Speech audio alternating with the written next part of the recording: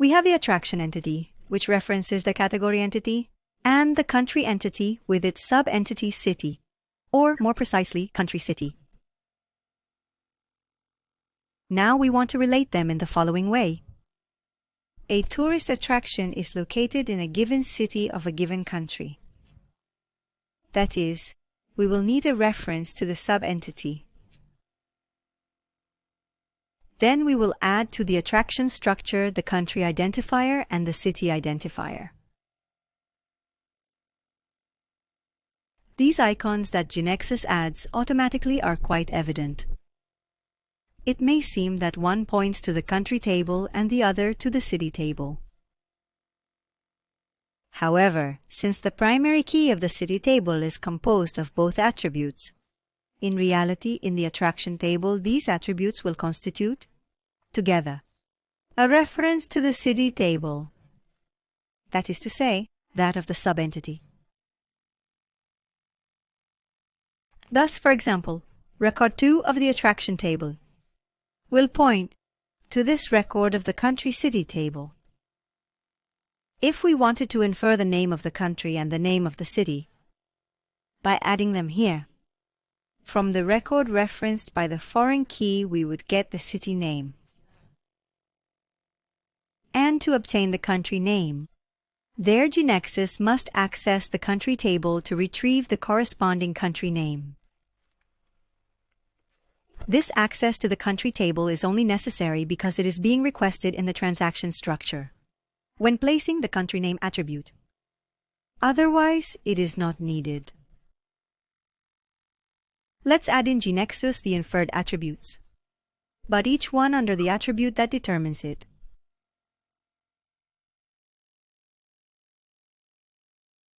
If we now press F5, notice that it indicates the attraction table will need conversion.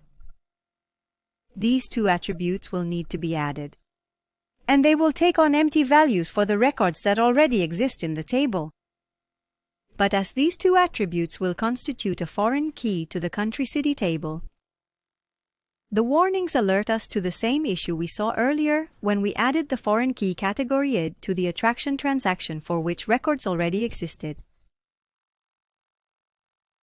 This is because for the two existing records it will have to leave them empty.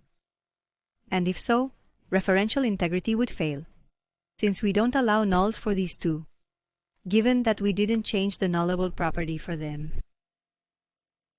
So let's modify it. Now if we press F5, the warnings disappear.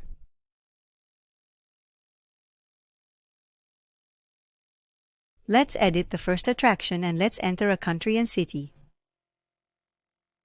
As they are correct, note that it allows us to continue and even save.